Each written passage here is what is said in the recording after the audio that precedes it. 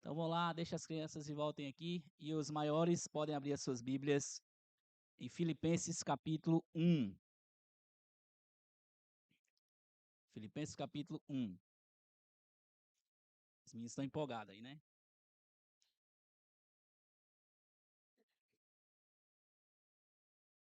As crianças estão empolgadas aí para a salinha. Irmãos, nós estamos começando hoje uma série de exposições aqui na carta de Paulo aos Filipenses. E para nós entendermos melhor aonde essa igreja está localizada, o contexto a qual ela foi escrita, deixa eu explicar um pouquinho para vocês eh, aonde, né, eles estavam, o que foi que aconteceu, como essa igreja foi plantada, e aí depois nós vamos entrar no nosso texto. Hoje nós vamos estudar essa primeira parte, essa introdução e oração de Paulo, dos versículos 1 ao 11. A igreja de Filipos, ela foi fundada possivelmente ali no ano 50 a 52 depois de Cristo, durante a segunda viagem missionária do apóstolo Paulo. Certamente vocês vão se lembrar, um dos trechos talvez mais conhecidos ali de Atos dos Apóstolos. No capítulo 15 de Atos, existe aquela controvérsia a respeito da circuncisão na igreja primitiva, né? Logo depois, os apóstolos vão fazer aquilo que fica conhecido na teologia e na história como o Concílio de Jerusalém. Nós vemos isso aí nos primeiros versículos lá de Atos capítulo 15. E logo depois, na penúltima parte do capítulo 15, começa então a distribuição do parecer dos apóstolos, né? Eles chegaram a um parecer diante de um concílio, olha, o parecer da igreja é esse, então eles combinam de começar a espalhar esse parecer nas igrejas, começando ali por Antioquia e depois iam espalhar nas igrejas. Então, no finalzinho, os versículos 36 ao 41 de Atos 15, nós vemos então Paulo e Barnabé têm uma discordância, né, naquele tópico a respeito de João Marcos. João Marcos tinha abandonado, agora Barnabé quer trazer João Marcos junto na segunda viagem. Paulo não concorda com Barnabé e diz que ele deveria seguir com João Marcos, que ele seguiria com Silas, né? E o desejo de Paulo era chegar na Ásia. Paulo então se separa de Barnabé, ali no capítulo 15, e eles então partem para rumos diferentes. Chega no capítulo 16, nós vemos a história da fundação dessa igreja aqui de Filipos. Nos versículos 1 ao 5 aí de Atos 16, Paulo conhece Timóteo. Você pode ver aí quando Paulo conheceu a Timóteo, não é esse Timóteo aqui, né? Mas o Timóteo lá de 1ª e 2ª Timóteo. Ele conhece, ele ouve do testemunho de Timóteo a respeito daqueles que o rodeavam, que ele tinha um bom testemunho de todos, e ele decide, então, eu quero te levar comigo para essa viagem. Então, Timóteo possivelmente se junta ali a Paulo e Silas, e eles, então, decidem caminhar para essa viagem. Acontece que Paulo tinha o desejo de seguir para a Ásia, mas houve aquela chamada, não sei se você lembra também, nos versículos 6 a 10, em Atos 16, de Paulo ouvir um homem, né, da Macedônia clamando, né, uma visão que ele tem por meio do Espírito e um homem dizendo: passa a Macedônia e ajuda-nos. Então, a partir daí, Paulo interpretou aquilo como a direção de Deus, mostrando que ele deveria partir então para aquele lado da Europa, né? Chega então nos versículos 11 e 12, olha aí em Atos 15, Atos 16, se você quiser marcar, mas eu vou só ler aqui para você ver. Atos 16, 11 e 12 é onde aparece então essa igreja de Filipos, onde diz: tendo, pois, navegado de Troade, fomos diretamente para Samotrácia, e no dia seguinte a Neápolis, dali fomos a Filipos, cidade da Macedônia, primeira do distrito e colônia romana. Nesta cidade permanecemos alguns dias. Paulo, então, depois de ter chegado a essa cidade, a gente vê que logo ele se coloca ali para conhecer, diferente de outras cidades, ao que parece, não é relatado aqui que existia uma sinagoga judaica, até mesmo por causa do contexto romano, né? A cidade de Filipos, como o próprio texto diz, era uma colônia romana e, pelo que se conta da história, privilegiada. Uma província que possivelmente muitos de seus habitantes eram veteranos de guerra e iam para essa cidade por ser um pouco mais privilegiada e tinha esse forte caráter patriótico. Até mesmo uma das passagens que Paulo vai falar, né, que a nossa pátria está no céu, né, porque aquele povo, eles tinham muito forte essa ideia do contexto ali do Império Romano, e ele vai falar para aquele contexto de mostrar, olha, a nossa pátria não é primariamente isso aqui, a nossa pátria está no céu, por causa do contexto. E aí, depois que o texto vai desenvolvendo, a gente começa a ver os primeiros convertidos. Diferente de outras cidades, Paulo não começa pelas sinagogas, e ele então vai passando e chega até uma mulher, né, chamada Lídia. Versículos 14 e 15 a gente vai ver. Uma vendedora de púrpura, que nós vamos vendo aí que é uma mulher que está com outras pessoas ali ao redor dela. Paulo, então, prega para aquela mulher, ela se converte, então ela até convida, ó, fica na minha casa por alguns dias, e possivelmente ali, né, com aquela mulher Lídia, nasce uma igreja em Filipos. Logo depois a gente vê também um relato daquela jovem que ela falava, olha, esses aí são servos do Deus vivo, e fica dias e dias, né, seguindo Paulo e Silas e dizendo, esses são servos do Deus vivo. Paulo entende também, por meio do Espírito, que aquilo ali é um espírito demoníaco, e ele vai lá e expulsa o espírito demoníaco dessa mulher. Acontece que aquela mulher parece que ela adivinhava e trazia lucro para algumas pessoas da cidade. As pessoas ficam revoltadas, pegam Paulo e Silas, dão ali uma pisa bem dada, né, como a gente vai dizer, e eles entregam às autoridades. E aí, mais uma vez, é onde acontece aquela questão do carcereiro. Paulo vai com Silas, eles se entregam, vão presos. Chega em uma noite, por volta ali da meia-noite, eles começam a louvar a Deus, as cadeias se abrem, né? As pessoas ficam ali, ninguém foge, o carcereiro desesperado vai querer tirar a vida. Paulo então prega para aquele homem e ele pergunta, né? O que é que eu faço para ser salvo? E ele vai dizer: crê no Senhor Jesus, vai ser salvo você e os da sua casa. Mais uma vez prega, aquele carcereiro e a sua família se rende ao Senhor. Então, é nesse contexto, meus irmãos, que a igreja de Filipos nasce, né? Nessa viagem de Paulo, e a gente vê, né, que o apóstolo Paulo não perdia a oportunidade, né? Igreja nascia rápido, ia pregando o evangelho, as pessoas se convertendo, e ele ia plantando igreja, não perdia essa oportunidade. Só que daí, né, depois Paulo sai da cidade, possivelmente há uma possibilidade que Timóteo tenha ficado para estabelecer um pouco pelo menos no começo, essa igreja. A gente vai ver isso pelo amor que eles tinham por Timóteo. Né? Mais na frente, o apóstolo Paulo, na carta de Filipenses, vai dizer: olha, minha pretensão é que eu envie Timóteo para passar um tempo com vocês mais na frente. Então, eles conheciam bem Timóteo, eles amavam de fato Timóteo, e é essa possibilidade de que ele tenha ficado ali por um tempo. O contexto da carta, no entanto, é já um tempo depois, né? Possivelmente aí 61, 62 depois de Cristo. O apóstolo Paulo estava preso, ele vai falar isso especialmente no capítulo 1, ele dá muita essa ênfase de que ele está preso. Ah, aqui o que é mais aceito é que essa prisão era o seu primeiro cativeiro em Roma, enquanto ele aguardava o julgamento perante César, e isso fica possivelmente mais claro porque no capítulo 1, versículo 25, ele menciona, né, perdão, no capítulo 4, versículo 22, ele menciona a ideia de que a guarda pretoriana ouviu a respeito da pregação. A guarda pretoriana era a guarda de elite do imperador, né? Então, aquele povo que ele estava rodeando, eles também ouviram do evangelho por Paulo. Então, há a possibilidade aqui de que essa tenha sido a sua primeira prisão, e também porque Paulo sabia que ele não iria morrer aqui, né? Diferente lá de 2 Timóteo, quando ele fala, eu estou sendo entregue por libação e eu vou morrer, aqui não. No capítulo 1, a gente vai ver isso possivelmente daqui a 3 semanas, quando Paulo vai falar que ele quer estar vivo, e ele sabe que vai estar vivo, nesse momento que ele não morre. Então, essa aqui é a primeira prisão do apóstolo Paulo em Roma.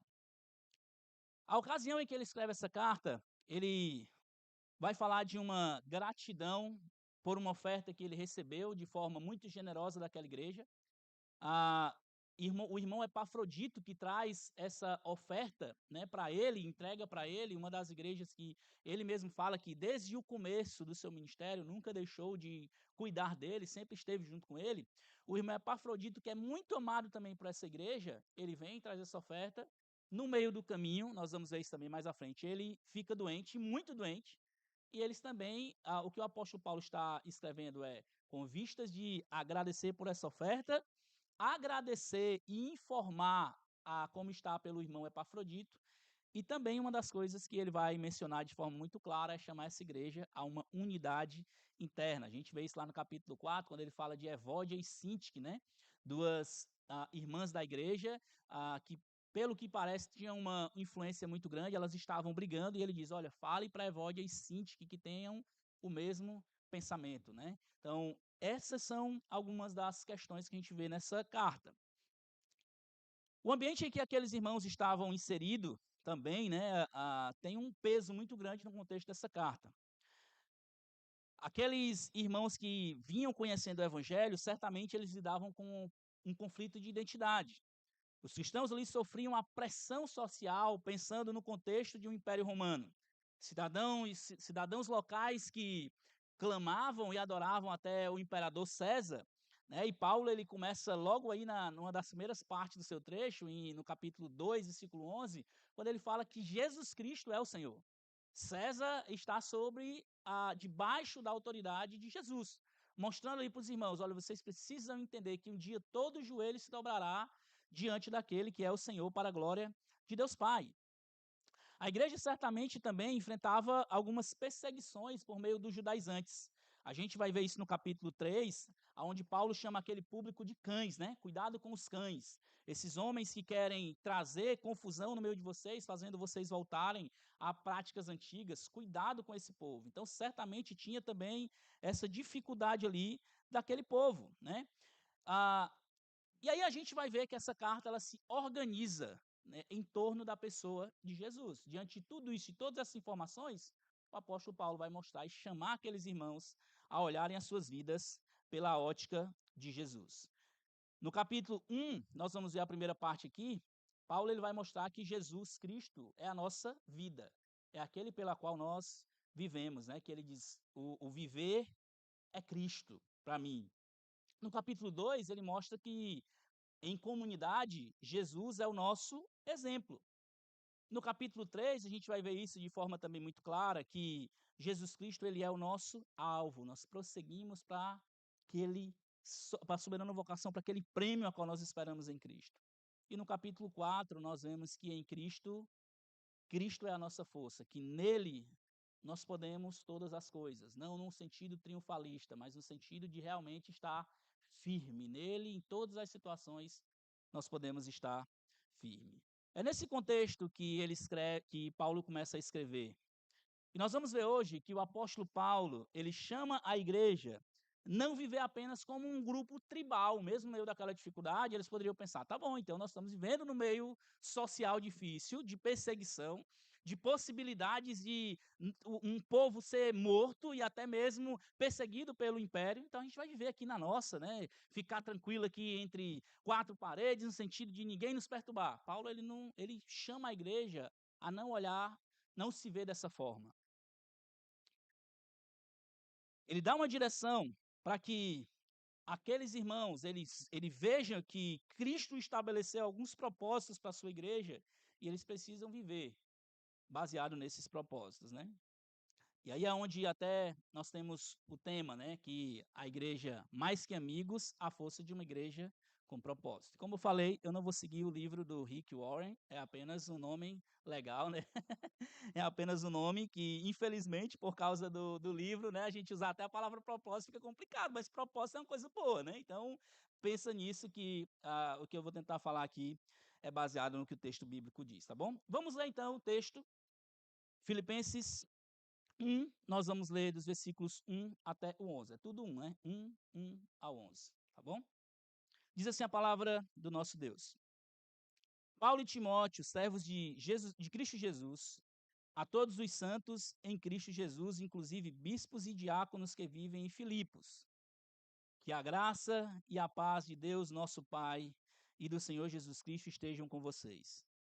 Dou graças ao meu Deus por tudo o que lembro de vocês, fazendo sempre com alegria súplicas por todos vocês em todas as minhas orações. Dou graças pela maneira como vocês têm participado na proclamação do Evangelho desde o primeiro dia até agora.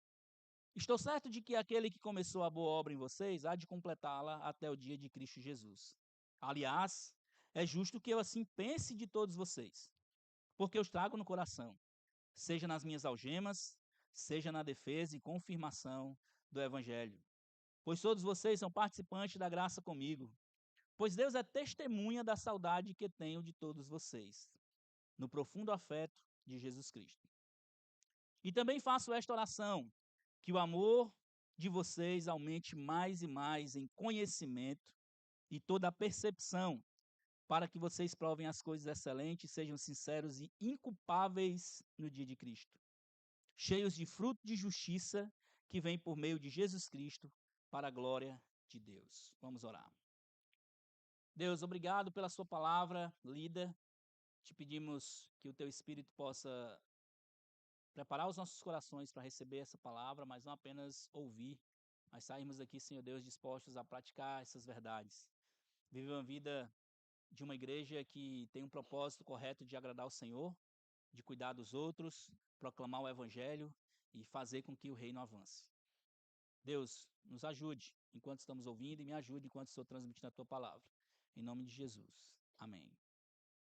A grande ideia desse trecho, meus irmãos, está aí para vocês, é que uma igreja que segue o propósito bíblico se envolve ativamente na vida dos irmãos, tendo em vista o cuidado e o crescimento mútuo. Primeira coisa que nós vamos ver aqui nesse início, depois da saudação que o apóstolo Paulo faz, ele começa mostrando que ele e Timóteo estão juntos, por mais que essa carta seja, Paulo certamente é o autor da carta, mas ele está dizendo que Timóteo está ali do lado dele, possivelmente ouvindo, né, o que está sendo dito ou escrito por ele. E ele então sauda os irmãos, né, inclusive a liderança da igreja, bispos, né, que a gente até vê aqui. Isso aqui não é uma classe, uma elite diferente de outros. É porque nas escrituras existem três palavras que geralmente definem os pastores. Pastor, palavra normal, presbíteros e os bispos, né? Geralmente são tidos nessa questão.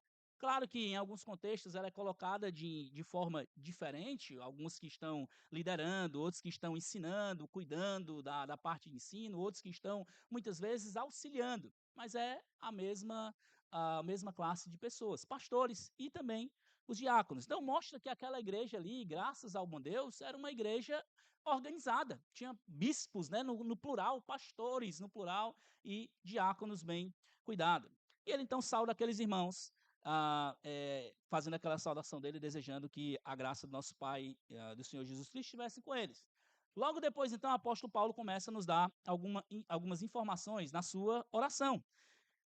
Em alguns lugares, né, aqui em Colossenses, Efésios, ele faz algumas orações iniciais pelos irmãos, né, seja de agradecimento ou, em algumas vezes, desejo que ele tem para aquelas igrejas. E aqui ele começa, logo nesse início, ele diz, né, eu dou graças ao meu Deus. Aqui nós vemos o primeiro tópico, é uma igreja que se envolve ativamente na vida dos outros. Esse é o primeiro ponto. Então ele começa duas vezes falando no versículo 3 e no versículo 5, ele fala de dar graças. E aí ele começa dizendo, eu dou graças ao meu Deus. Por que que Paulo estava agradecendo aqui? Isso aqui é muito interessante. Olha qual é o motivo do agradecimento de Paulo. No versículo 3 ele diz: dou graças ao meu Deus por tudo que lembro de vocês. Olha que coisa interessante, meus irmãos.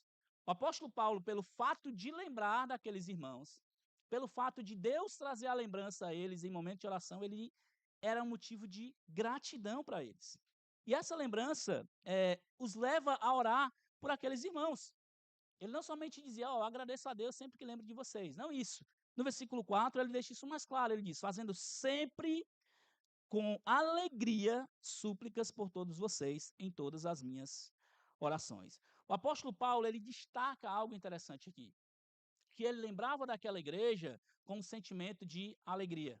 Né? E é por isso que essa carta, você vai ver enquanto estamos estudando, ou se você lê essa carta de uma vez, marcando na sua Bíblia, pelo menos 16 vezes tem referência a algo voltado para alegria, seja alegria, contentamento, estou contente, coisa. Então, Paulo ele faz 16 vezes menções à ideia de alegria, diretamente ou indiretamente. E ele, nesse primeiro tópico, ele já mostra com alegria eu suplico a Deus por todos vocês. Eu estou diante de Deus, pedindo ao Senhor, orando, suplicando por todos vocês em minhas orações. Ouvir daqueles irmãos como Deus estava trabalhando na vida deles, para Paulo era algo encorajador. Ouvir que o que Deus estava fazendo neles e através deles, para Paulo era encorajador. Eu me lembro como João, né, vai falar lá, creio que seja na sua primeira carta, se eu não estou enganado, que ele diz assim: não existe coisa melhor do que saber que os meus filhos andam na verdade. Né? João está dizendo ali os filhos dele no sentido dos discípulos, né? De ele dizer assim: não existe coisa melhor de saber que o povo a qual nós temos cuidado, eles estão andando na verdade. O apóstolo Paulo está dizendo a mesma coisa. Imagine isso aqui, aproximadamente 10 anos depois, da qual ele teve aquela viagem de plantar essa igreja.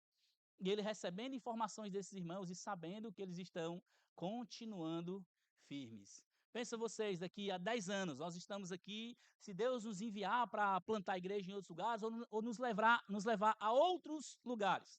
Pensa você de lembrar dessa igreja e dizer, olha, eu fico feliz porque vocês estão andando na verdade. Talvez o pastor Timóteo possa dizer isso com mais autoridade, por já ter plantado igreja há muito tempo e olhar para trás e ver que suas igrejas estão firmes, né? Eu, né, ainda estou no meu comecinho aqui, mas olhar para trás, de 6 anos atrás, quando eu cheguei aqui, e ver que os irmãos estão crescendo. Isso, certamente, para Paulo, era um motivo gigantesco de alegria. E isso, meus irmãos, não era simplesmente algo porque ele simplesmente olhava e via que aqueles irmãos estavam firmes. Mas aquela igreja vinha tendo uma atitude ativa na vida do apóstolo Paulo.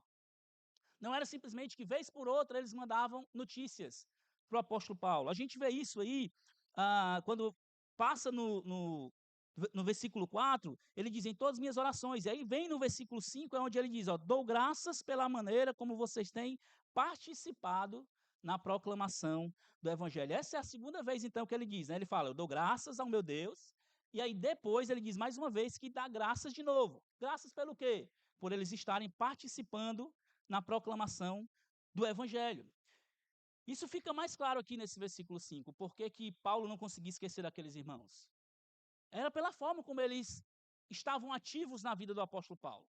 Era pela forma como eles participavam na vida do apóstolo Paulo, na proclamação do evangelho, né? Que ele diz assim, como vocês têm participado, não é simplesmente de fazer alguma coisa, mas é na proclamação do evangelho desde o primeiro dia até agora. É a ideia de que certamente eles continuavam a pregar o evangelho lá onde eles estavam, mas também, por meio do que eles faziam com o apóstolo Paulo, eles estavam pregando o evangelho. Pense enquanto nós estamos cuidando de um missionário, quando nós investimos na vida de um missionário, na vida de um pastor, indiretamente nós estamos pregando o evangelho também. Isso não tira a nossa responsabilidade, claro. A gente vai ver isso mais para frente, que essa igreja ela dava um bom testemunho também lá na sua região. Mas o apóstolo Paulo está agradecendo que por meio da ajuda deles, o apóstolo Paulo continuava a pregar o evangelho. E sabe que essa palavrinha aqui, essa palavra no grego, participar, ela não é simplesmente uma palavra de você chegar e dizer, opa, tudo bem, Amós? Beleza, pronto, vai embora. Não é isso. Não é simplesmente essa palavra. Isso aqui é uma relação, a ideia de uma relação de comunhão e intimidade. É uma participação conjunta. É quando eu permito que os irmãos cuidem da minha vida e eu, pelo outro lado, também estou cuidando da vida deles. O apóstolo Paulo fica certamente mandando ali relatórios para os irmãos, e a ideia do envio de Epafrodito certamente mostra isso. O desejo também de enviar Timóteo mostra essa relação mútua, né? De dizer, olha, eu vou enviar Timóteo aí para ter um tempo com vocês. Eu estou enviando Epafrodito. Epafrodito chegou e trouxe as notícias. Essa relação de mutualidade, de um se envolver na vida do outro. As notícias e envio de ajuda eram claramente vistos como uma demonstração de cuidado de ambas as partes.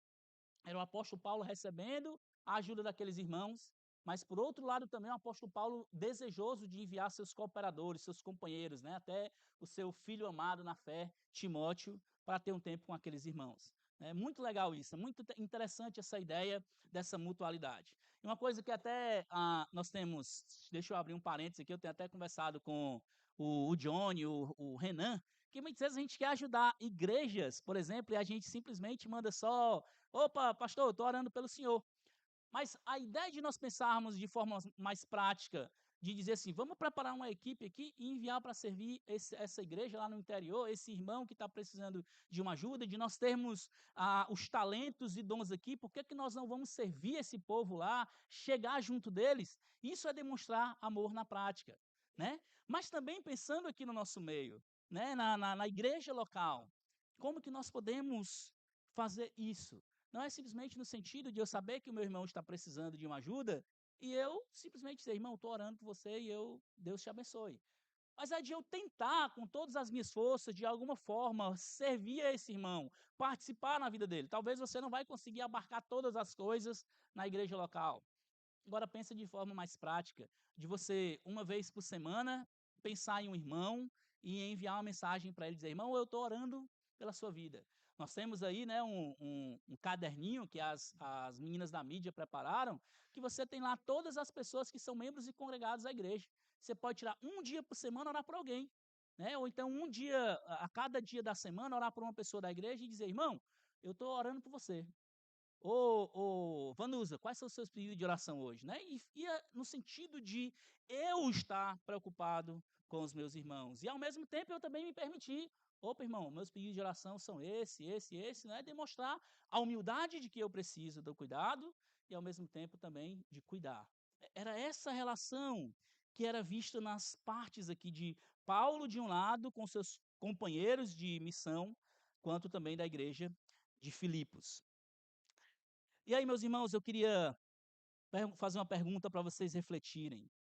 Como vocês têm se colocado como uma clara demonstração de cuidado na vida dos seus irmãos?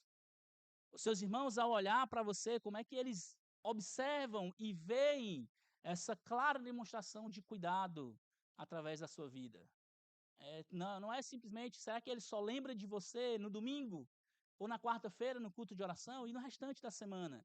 Rapaz, aquela família me dá uma saudade, me dá uma vontade de estar na igreja. O fato de eles se preocuparem, cuidarem de mim, me dá uma, um desejo de servir melhor ao Senhor.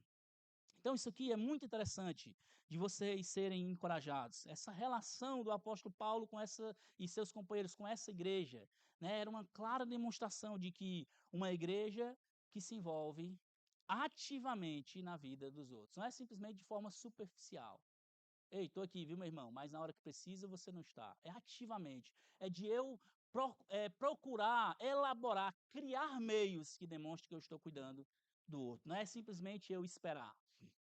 Eu, inclusive, essa semana estive ensinando, numa igreja exatamente sobre isso, né, e é interessante como a palavra de Deus é contracultural, porque o natural de hoje é o quê? É de nós pensarmos em nós mesmos. Hoje, claro, mais claro, né, mas isso desde o Éden, né, de Adão e Eva se preocuparem mais com eles do que com Deus. Da mesma forma, nós hoje, a gente vive nossas vidas e se der, eu me preocupo com o irmão, se der, eu sirvo, eu faço alguma coisa, se der. As nossas vidas estão tão corridas. Mas pensa nisso aqui, meus irmãos, esses irmãos, nas suas correrias, nos seus trabalhos, com tudo que tinham, na dificuldade, o apóstolo Paulo está preso e está preocupado com os irmãos. Olha isso, olha que interessante. Imagina você preso, e em vez de ele estar preocupado com a libertação dele, ele estava preocupado em enviar cartas para encorajar os irmãos. Isso aqui é encorajador para nós, né? De nós estamos livres, nós temos as nossas rotinas e podemos organizar nossas rotinas para servir aos outros, e muitas vezes nós não aproveitamos isso. E o interessante de tudo isso, quando segue o trecho no versículo 6, é que, por meio daquilo que o apóstolo Paulo via nos irmãos, no versículo 6 ele diz que ele tinha a certeza de que Deus ia concluir a boa obra na vida daqueles irmãos. Paulo está falando de que aqueles irmãos, certamente, pelo que eles demonstravam, eles não iriam se perder. E isso não é que o apóstolo Paulo está enfatizando salvação pelas obras, pelo contrário, ele está simplesmente certificando de que um salvo, ele demonstra isso na prática. É por isso que ele diz, diante do testemunho que ele dá àqueles irmãos, ele diz assim: eu estou certo, eu tenho certeza. Esse é a mesma palavra que é utilizada lá em Romanos 8, 38 e 39, quando ele diz: eu estou certo que nada pode nos separar do amor de Cristo. Da mesma forma que ele diz: eu estou certo de que aquele que começou a boa obra em vocês, há de completá-la até o dia de Cristo Jesus. Isso aqui, meus irmãos, é uma certeza. Se você luta com medos e se você luta com dificuldades e pensamentos de perder sua salvação, se você é um salvo, se a graça de Deus te alcançou de fato e de verdade, o que o apóstolo Paulo está nos dizendo aqui é que a graça de Deus alcançando os salvos, nós podemos estar certos que a obra dele vai ser concluída em nós. E isso não é pelo que fazemos ou deixamos de fazer. O que fazemos ou deixamos de fazer é por gratidão a Deus, é a boa obra sendo vista na prática. Mas a gente vê isso lá em Efésios 2:10, né? Que 8 e 9 ele diz que nós somos salvos pela graça, e no 10 ele diz que Deus, em sua soberania, preparou as boas obras para que andássemos nela. Então, se você é um salvo no Senhor Jesus, não há nada que pode tirar a salvação. Essa doutrina de perca de salvação, ela não se sustenta biblicamente. Uma vez que você colocou a sua confiança em Jesus, você tem uma segurança de salvação. E não é pelo que você faz ou deixa de fazer, mais uma vez. É porque a obra de Cristo é suficiente. Uma vez eu vi até um irmão pregando na rua e na sua simplicidade ele diz assim, pastor, Deus não é menino, né? Para estar apagando e escrevendo livro no livro da vida, né? Eu disse, Deus não é menino, realmente, né? Então, apaga o livro, escreve um livro da vida, apaga um livro da vida, apaga. Deus ia passar o dia inteiro fazendo isso, porque nós somos pecadores, meus irmãos. Então, se fosse pelas nossas obras, ia ser ao dia todo. Está salvo, né? Em um momento, aí daqui a um minuto apaga. Está salvo, apaga. Não existe isso.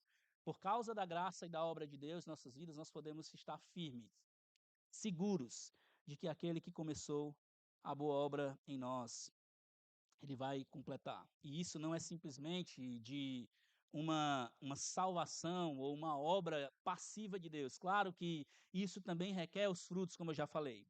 Eu achei muito interessante a citação do William Hendrickson nesse trecho, que ele diz assim, ó, ainda que seja a vontade de Deus, ainda que seja verdade que Deus inicia sua obra para completá-la, também é verdade que, uma vez tenha Deus começado sua obra nos homens, estes jamais permanecem como meros instrumentos passivos. Deus começa a boa obra em nós, isso é o que vai demonstrar isso na prática é que nós demonstramos isso com o que fazemos. Os salvos, eles devem agir, ou eles pelo menos devem estar crescendo para serem parecidos com Cristo. Isso tem que ser ativo. Né? Não combina uma coisa com a outra quando eu digo, Deus transformou a minha vida, mas eu vivo com as mesmas obras, as mesmas coisas que eu fazia antes. Né? A coisa não combina. É por isso que o apóstolo Paulo pode olhar para esses irmãos e dizer, olha, dá para ver que a vida de vocês foi transformada. A relação dos irmãos de Filipos com Paulo e seus companheiros era nítida. Eles conheciam um ao outro, eles cuidavam um do outro. Paulo sabia como trazer alegria para aqueles irmãos, e aqueles irmãos sabiam como trazer alegria para o apóstolo Paulo. Ambos viviam uma vida de mutualidade cristã. Interessante isso, né? Que um alegrava o outro, era um preocupado com o outro. A primeira coisa, então, que eu destaco aqui nessa igreja é que eles não viviam como meros amigos ou conhecidos. Não é simplesmente passar, opa, tudo bem? Não era isso. Eles tinham uma preocupação real e alegria em cuidar um dos outros. A segunda coisa que eu queria destacar, meus irmãos, é que uma igreja que busca viver o propósito de Deus é uma igreja que é marcada pela afeição prática. O que eu quero dizer com afeição? É o cuidado, é quando eu penso no outro. Né? Essa palavra afeição significa eu olhar, eu demonstrar um cuidado com o outro. E isso não era simplesmente de a gente estar aqui junto e dizer que gostava um do outro.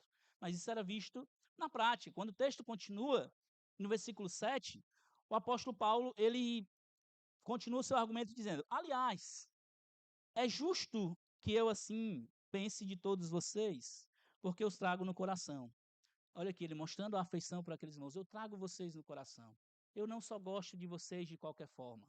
É um desejo, um sentimento realmente de guardar aqueles irmãos como coisas preciosas.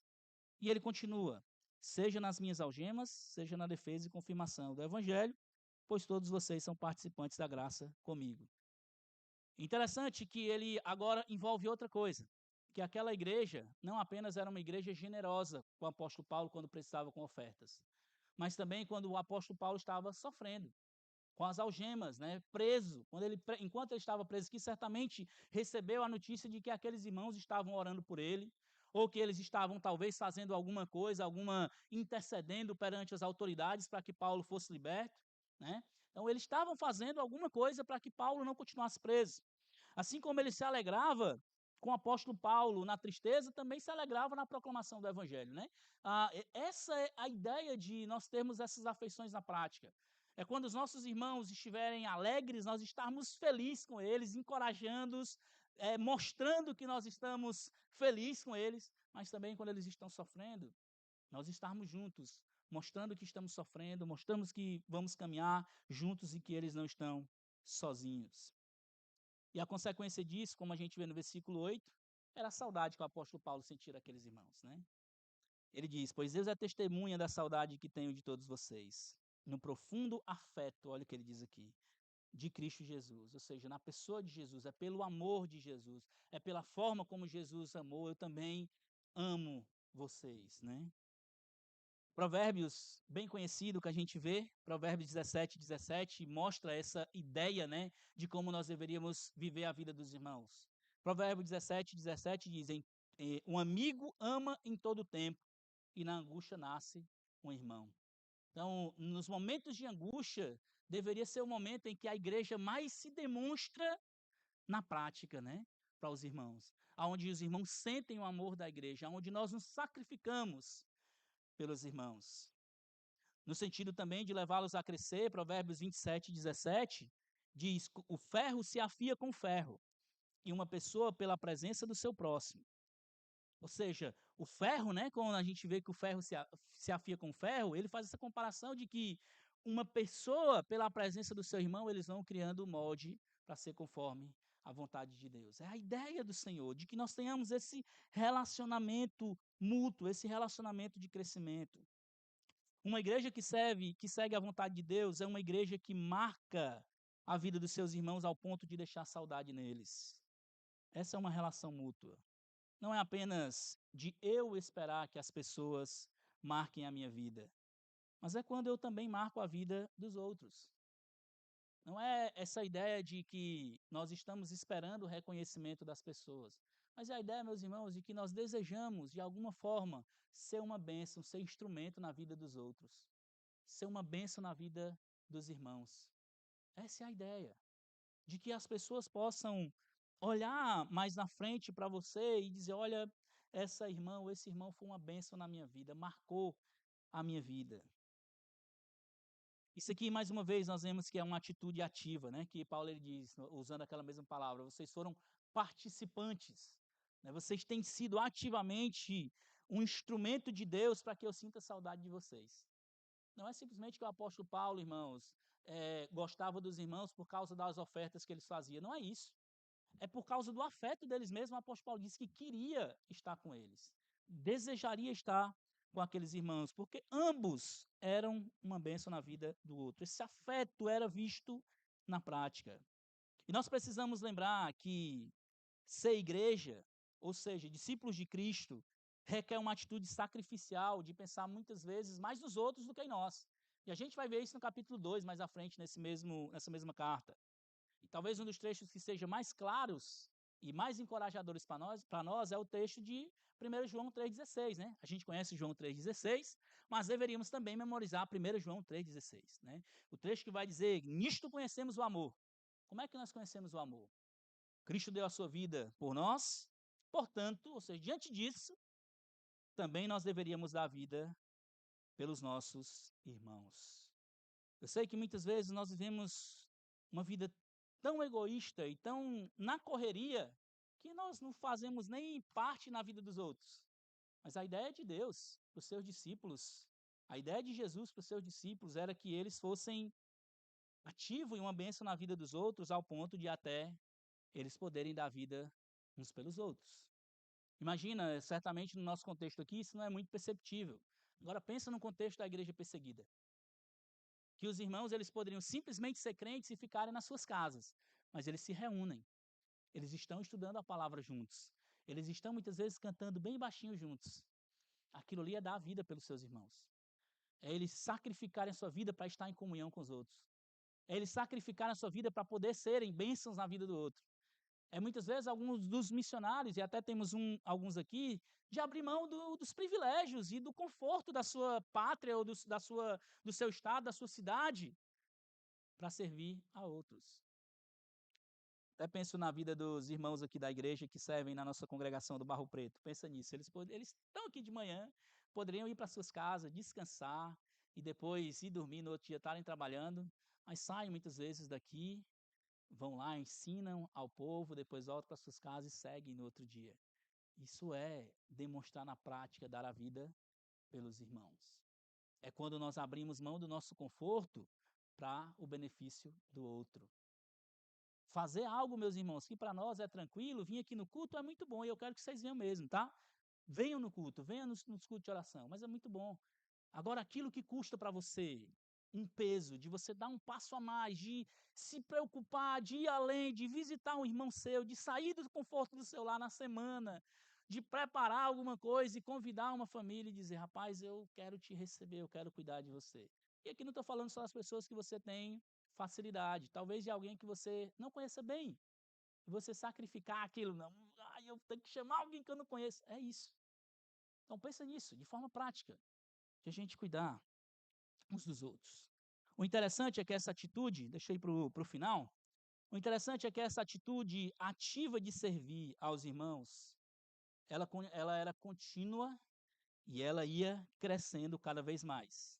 E isto mostra nessa última parte aqui da oração, ou pelo menos o complemento da oração de Paulo, isso mostra uma igreja que é marcada pelo crescimento contínuo. Interessante isso, quando chega no versículo 9, a gente vai ver aí o apóstolo Paulo concluindo essa primeira sessão, a gente vai ver que essa igreja ela é marcada, pelo menos era o desejo do apóstolo Paulo que eles continuassem a crescer. Paulo ora por aqueles irmãos. E dentro da oração dele está aqui, o amor deles aumentem. Ou seja, não que eles fossem um amor estático. Eu amo vocês, mas está de boa. Não, que eles crescessem em amor. E como era que esse amor iria aumentar? Por forma do conhecimento.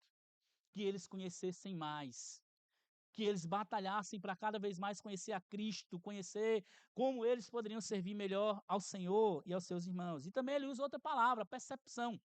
Percepção aqui é a ideia de discernimento.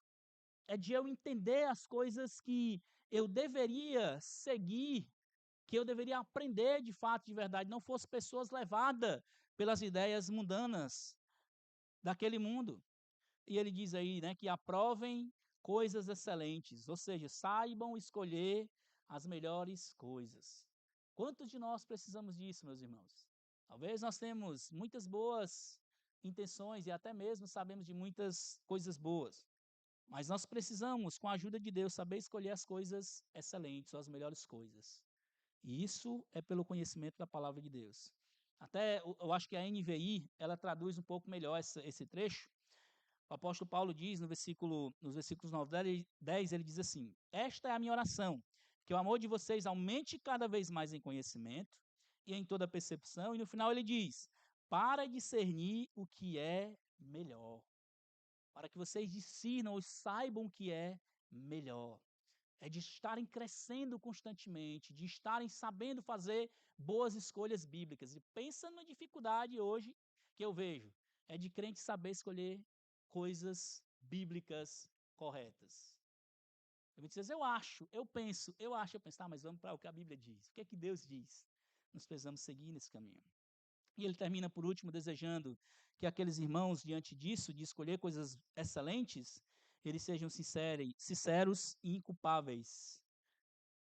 Sinceros e inculpáveis para o dia do Senhor. Sinceros e inculpáveis é a ideia de que eles não participem da degradação desse mundo. Esse mundo está se degradando, esse mundo está se acabando, esse mundo está cada vez pior. E naquela época não era diferente já. E o apóstolo Paulo está dizendo que a ideia é que vocês não participem disso.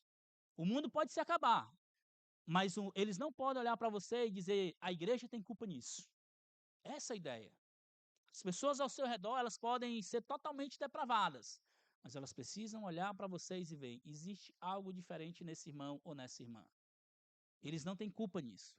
É olhar para mim, se a pessoa olha para mim e vê a mesma atitude do incrédulo do meu lado, alguma coisa está errada.